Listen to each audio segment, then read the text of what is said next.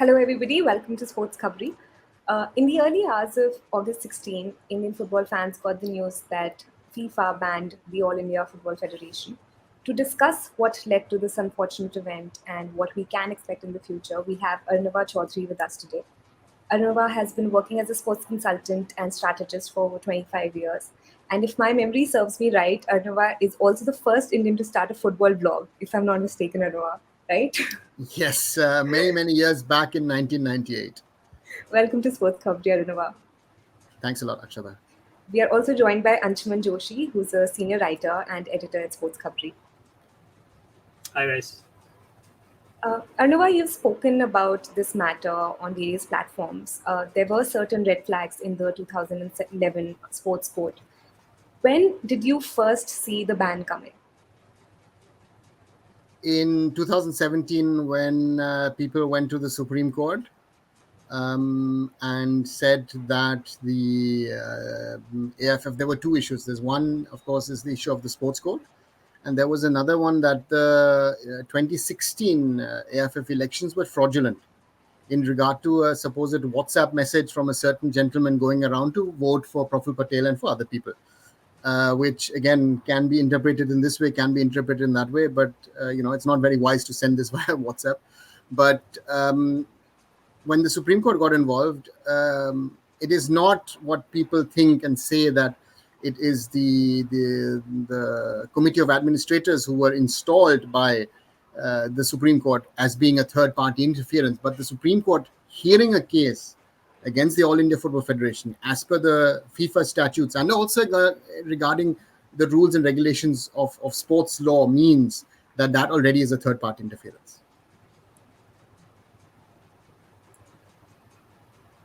So, Arunava, you say that this thing came up back in 2017, right? And it's something that slightly baffles me because anyone who's like even a little bit associated with football and follows football slightly closely could have seen that as far as governance of national football associations go, that the national legal bodies cannot really interfere.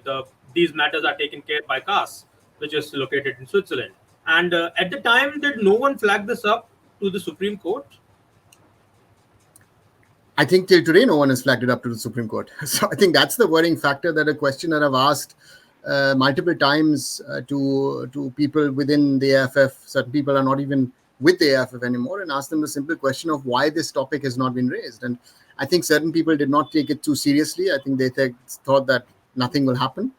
On the other side, of course, the question has arisen also that I think the sports code of 2011 needs certain updates, certain upgrades. But then the question also is, why does the Supreme Court take so much time of handling these cases? And I think cricket is a very, very good example. I've been reading quite a bit about cricket, even though born and brought up in Germany, I'm not too close to that sport.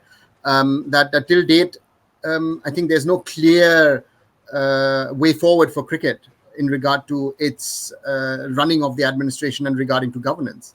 And I think that is the big worry, that if the biggest sport in India, which happens to be cricket, is run by people in a certain way, and enough people have told me now in the last few days that it's not being run properly.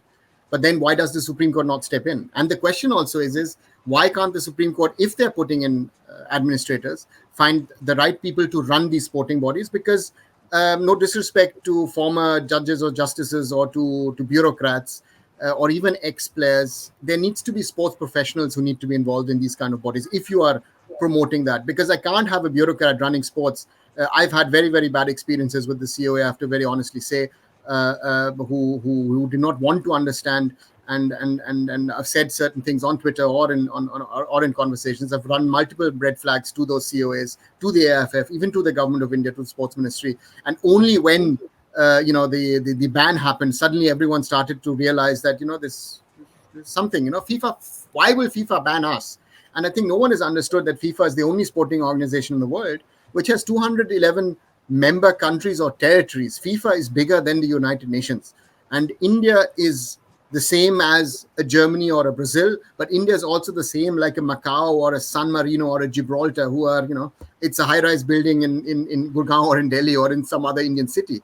And that is something which has been misunderstood, and something which I've also been discussing in my family internally over the last few years is and I've got a lot of people who are in the legal fraternity, justices, judges, Supreme Court level, at state level, who have told that the law of sport stands above the law of the land, which, again, judiciary in India does not seem to understand. I am not a judge, I am not a lawyer, but I understand a little bit about sports governance. I've done projects around the world, so I know that these sports governance issues are there, and no one is willing to accept that. They're saying, oh, but they get grants from the government of India. The AIFF also gets grants from FIFA and the AFC. But again, the International Olympic Association has built the structure in such a way to ensure that the sporting bodies are independent, and it doesn't matter if it's, let's take an example of India, it's in the United States of America or here in Europe or in dictatorial regimes anywhere in the world. And that is a very, very important thing, that even in democracies, governments and courts have tried to intervene in the running of sports federations. And that's a point that these governance statutes and laws try to avoid. And that's, I think, the big point that I think most people still have not understood in India. And especially a few days ago, I had a long, nearly a whole day of Twitter interactions with people. And I realized that people who are genuine fans of Indian football, who are genuinely interested in the development of Indian football, are not willing to understand that point. And that worries me, that even these genuine people who are generally interested in running the sport, that you're not willing to accept that international law stands above what law that we have in the country. Right. And so would you say that this, first of all, what this reeks of is trifling, right? Like a concerned authority is completely looking at the situation and thinking, okay, FIFA is just not going to intervene. This is just something that's not going to happen. It just feels like you say, that this is a thing that it's not immediate. It's been years in the making, and it has just not been taken seriously. And there are complete gaps in understanding on as to why even the Supreme Court cannot intervene in AIFF matters. So would you say that even as far as the concerned authorities are regarded, there is a complete lack of education, knowledge even on the side of the administrators, the very people who are supposed to govern the sport in the country? Like, would you say that? Might be a little hard, but I have to say that I think that most people working in the sporting fraternity don't even understand the laws of sport. Very simply said. And that's a very disturbing fact. And I wouldn't even say that's an Indian problem. I think if you would ask around the world, I think most people would not understand the governance issues. Been involved in certain governance projects. I know 2 or 3 of the best people in sports governance or football governance. And if you speak to these guys, they'll make you understand. And you also have to differentiate one thing which certain people have not been able to understand also is there's a political level in sports, and there is a operational level in sports. It doesn't matter if it's FIFA, IOC, or again, look at the AIFF, BCCI, whatever. All these bodies have a certain political angle to them, and that's there. You can't hide it. That's a problem around the world. I jokingly said about 6-7 months ago that the German Federation at that stage was worse run than the AIFF. We've had 3 presidents in 5 years. There's been issues. There's issues of corruption around the Germany getting 2006 World Cup with certain Mr. Beckenbauer involved, and the German government does not want to touch a legend. Again, same issue there. But these governance issues are not known. And again, Germany's had different kind of presidents. The one who's fallen due to 2006 is a former journalist, former general secretary of the federation, then president of the federation. Thereafter, we had a guy who was a former journalist and a German politician. Then we had a guy who's been running a football club for 20 years. So we've seen here in Germany that in 3 different people, different kinds of people with different kinds of knowledge, were not able to actually sort out these problems and have had issues, and then actually fell over they've all had fallouts on different issues. And while in India, if I look at it, it's totally different. Also, this discussion of, what is the sports code? How do you implement the sports code? And who do you allow to take in? And, my friends who are football players, I'll ask them the question is, guys, are you running a football team? Are you involved in running a state association? Why are you jumping directly wanting to straight into the AIFF? If you are good enough in your work, despite all the politics, there are multiple examples in India that if you're good, you're gonna be successful. And I'm working on a little article on my blog, Arunfoot, that about what could be solutions to these problems. I think that these people who think that they're genuine have to also wake up to reality that sometimes you have to see how to make things work.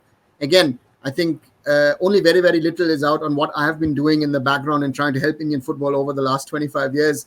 I can write a whole book about things that have happened, things that have not happened, or more. People did not take the advice, and I can proudly say that sadly, or on one side proudly, on the other side sadly say that I've been right. And that those are the real issues of where do we take the sport. And again, and if you see how now this whole election process has been jumbled up, that certain elements of the sports code are being taken, certain elements of the sports code are not taken. Suddenly you're taking the new draft constitution. As we speak at this moment, the FIFA ban has not been lifted, despite everyone saying, oh, it's going to be lifted within 72 hours. It's not that easy. Right. Well, a book on Indian policies of the Indian footballing infrastructure is quite a delectable read. And if you ever were to write one, at least I'd be the one ready to read it in one go. Coming to AIFF, the one thing that still I can't quite get my head around is the fact that the former president, Mr. Praful Patel, he had his 3 terms, and that third term came to an end in 2020. And you also referred to the allegedly fraudulent elections of 2016. And the thing that I cannot quite understand is, up until 2022, he was still the de facto leader of AIFF. He was still working as the president. How was that allowed? Was there not a mandate to shift him on after his 3 terms ended? There is the conflict in regard to the FIFA statutes and the sports code, because the FIFA statutes say nothing about term limits. There are no term limits in international sports. Positive, negative, it can be a different discussion. What I think the government of India, I feel, should have done or should still do is go and talk to the IOC, talk to FIFA, talk to, let's say, FIH in hockey, to the major sporting bodies in the world, and say, look, this is our sports code. This is what we want to install. Is it in line with your guidelines to the national body? And can it be taken up? I think it's a very simple thing. I don't know why they're not doing it. It's not very complicated. And then you'll have the lawyers in Switzerland sitting again, and it's a very German-speaking framework and the way of operating. It's not a Anglophone thing. It's not like in the UK, like the systems in India. So you have to see how you merge those. I think term limits, yes, in an Indian context, do make sense. Do you take politicians out? Makes also sense. But if you now see who all are standing for the elections in the AIFF, suddenly that point has been removed by that draft constitution of the COA, and nobody is questioning it. So the point is that if the CEO claimed that we were doing this to improve Indian football, then the end product that you have put out, sadly I have to say this, is not worth the paper. That has to be really clearly said. And the point is that, yes, I can go out and talk to anyone and everyone and say I'm creating a draft constitution for the AIFF, but why are you not talking to the experts in the field of sports, in the field of governance, sports lawyers who can tell you what is right or wrong? And why are you talking internally? You have not taken the help of FIFA. If you're saying that you've taken, FIFA would have told you these are the points. If these points are in there, we will not allow it. Individual persons cannot be part of elections. You have to be either part of a state association or a regional association or of a football club. Why has it never been discussed that the AIFF constitution is changed in a way that the clubs, the professional clubs, are represented? Around the world, the top leagues and their top clubs are key stakeholders of the national body.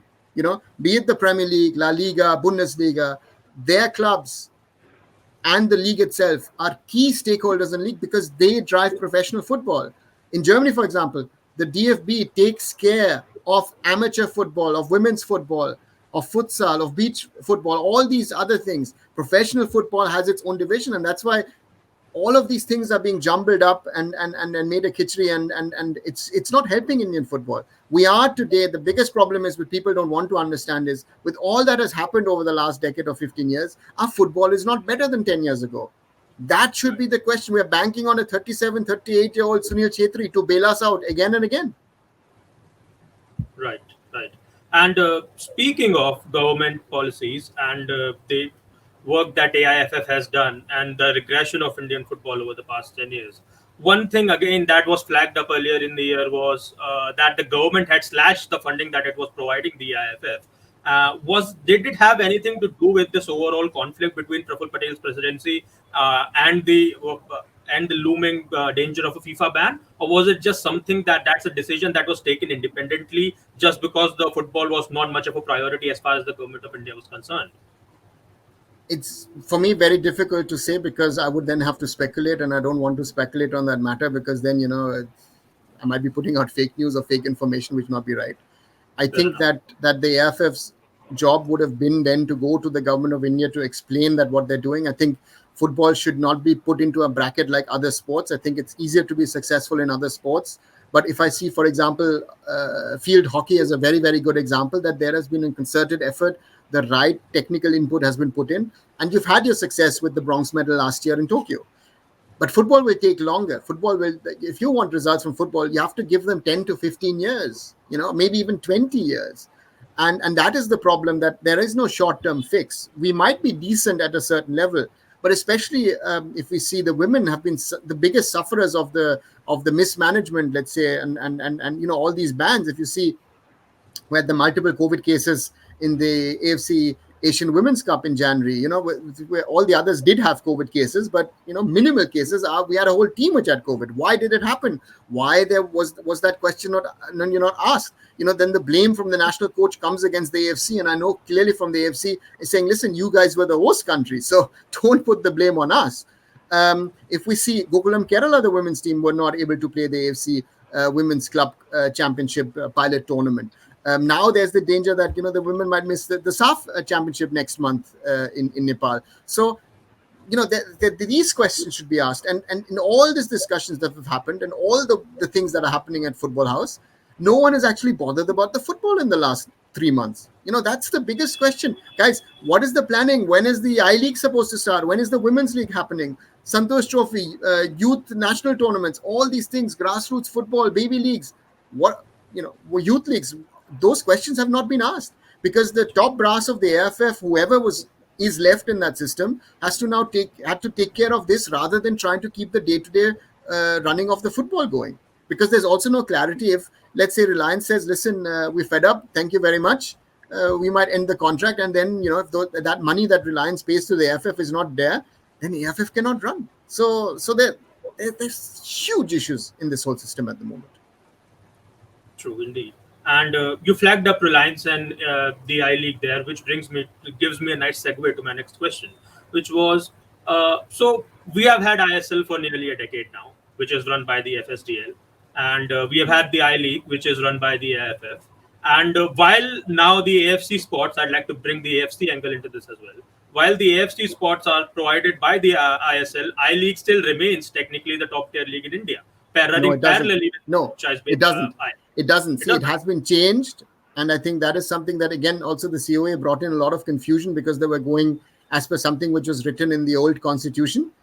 That once AFC cleared that the ISL is the top tier of the league, that the ISL champions get into the Champions League, and the League Shield winners get into the AFC Cup. It was very, very clear that the ISL is the top tier league in India, and that the I League, if they like it or not, is the second division of Indian football. That has happened.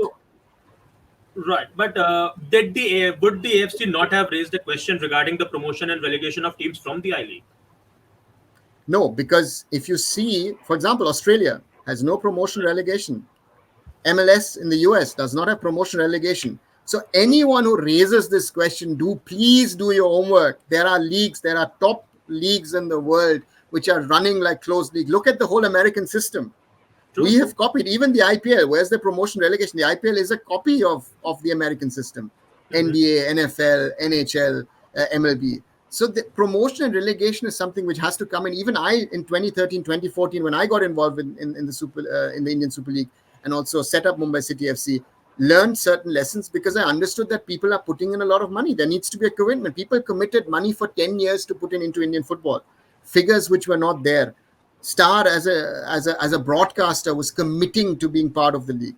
All of that money would have not come to Indian football if this 10-year cycle was not there. So if people are talking about things, they should know these things rather than saying, oh, this is bad, this is bad.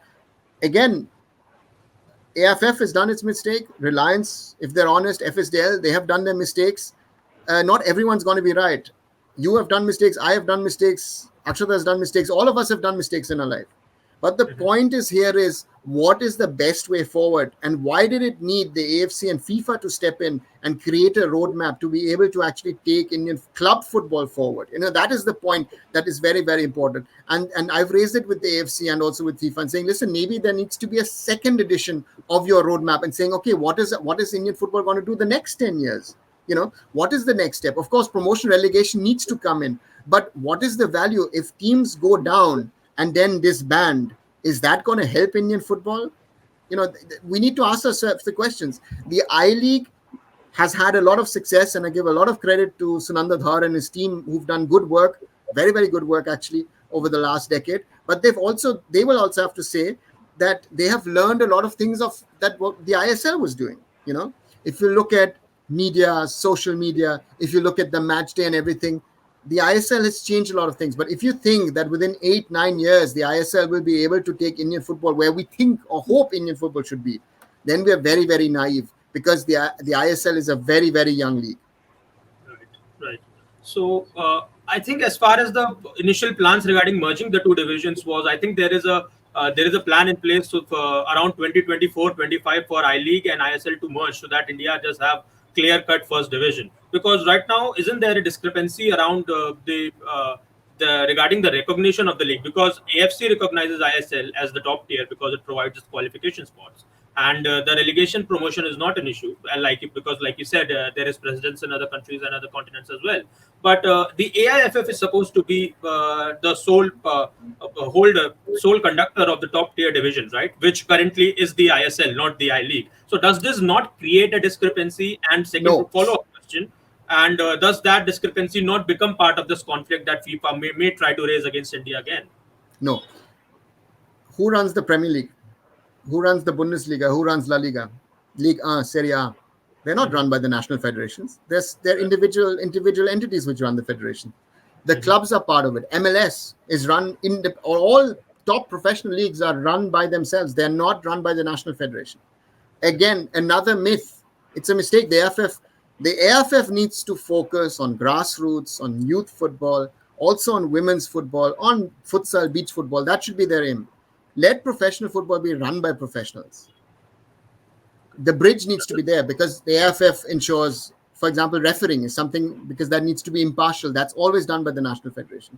But a league which is run independently of the national federation is the norm. Even J League, K League, or UAE Gulf Pro League in the UAE, whatever, it doesn't matter where it is. Professional leagues run on their own. So that should be a non-starter. Again, promotion and relegation, yes, preferably there. But again, if you see the investment that people are putting in, then if you give them a time to build on it, and the question is, again, if you see the tamasha that has happened over the last 2 years with East Bengal going into the ISL and investment, this, that, everything.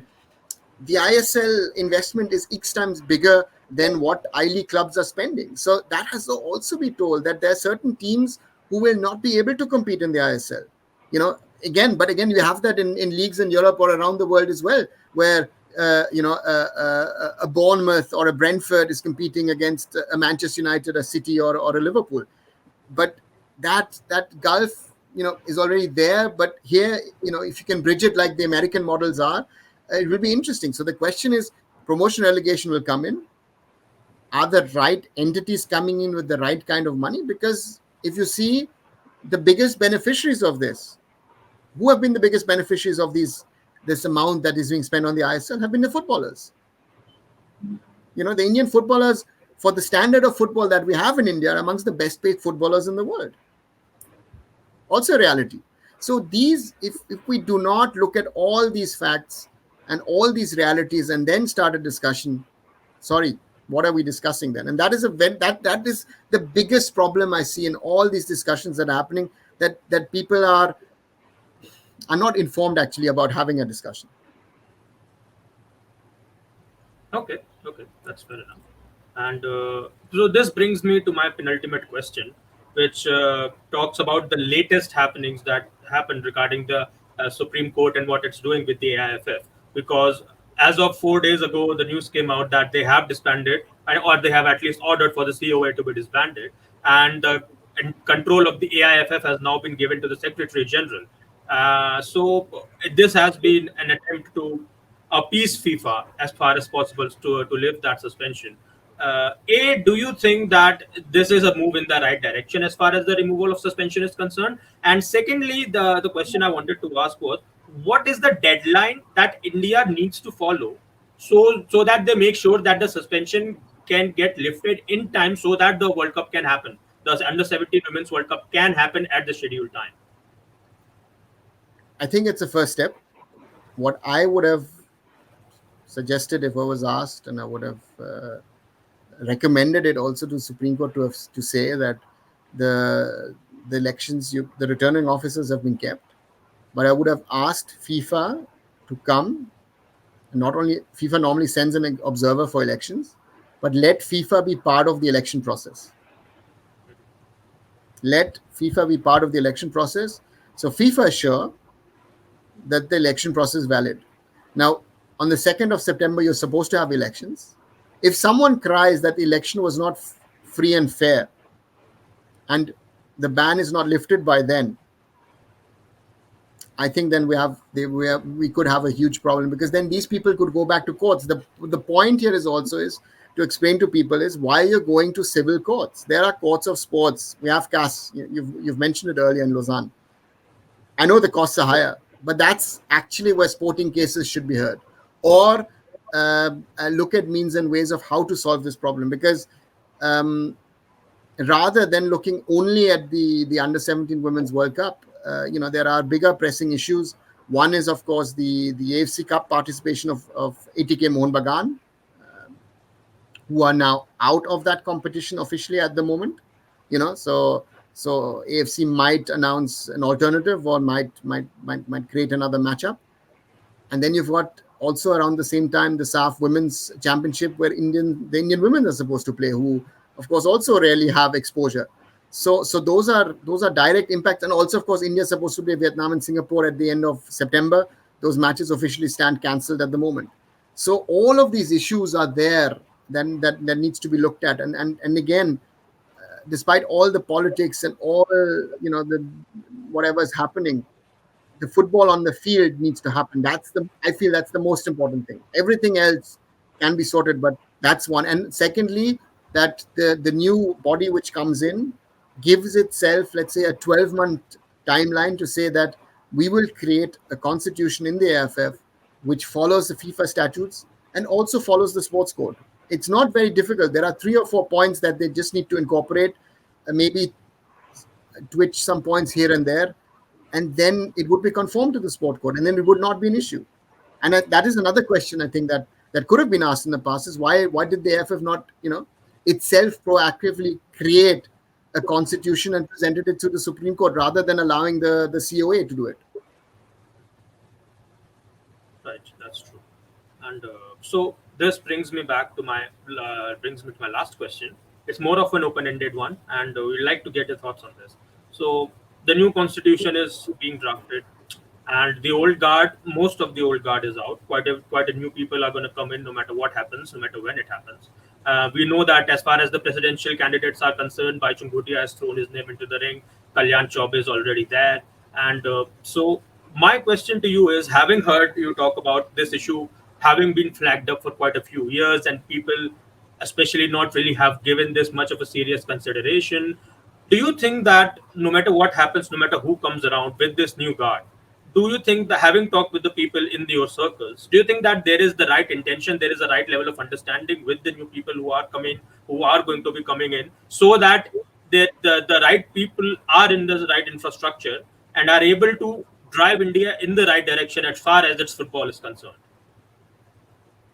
At the moment, I have hope, but these people need to prove that they can deliver. I think the biggest problem I feel is the issue of governance, that governance angle is understood. I think the sports ministry will have a role to play. I think without the sports ministry's intervention, the ban most probably would have stayed for quite some time. So that's a very important thing. And and again listen to the people who understand sports governance and are thinking about the development of Indian football, but also about the welfare of Indian footballers, and the think about the fans, all the people who are involved in this, and again, there is no short term fix, there is no short term solution to hard work, to putting the basics in place, so that there can be long term success. And there are examples in India, in certain states, in certain regions, where this has worked, and hopefully they will be picked up, so that others learn from best practices, and then Indian football as a whole can improve. Because again, there's not just the ISL or the men's team. There are, again, we need to look at the women, where I feel we lost a huge opportunity to play next year's World Cup. The women, again, looking at countries like the Philippines playing that tournament, I think we're as good or maybe even better than the Philippines. So not to make the same mistakes that we've done, and also accountability again within the federation is a very, very huge issue, because that needs to also come in. Otherwise, all of this just has been a waste of time, and nothing has been improved. Hopefully it does, but again, the right people need to be in the right places, or they need to listen to the right people to bring in the right changes that Indian football moves forward. Right. So that completes the questions that I had, any and all questions that I had. Is there anything else on your end that you would like to add, that you feel and part of this discourse hasn't really been brought up? Is there something that you would like to address openly? As I said, I used it as hashtag governance. I think then people need to understand that, not just retweet or repost stuff. There's been a lot of wrong information going out. I once tweeted to someone, or replied to someone on a tweet, that think about who are your sources of information, because I was very worried to see about how much wrong information was being put out by the general Indian media, where there was a lack of understanding, where certain people were even doing shout matches on regard to Indian football, and they didn't have a clue about Indian football.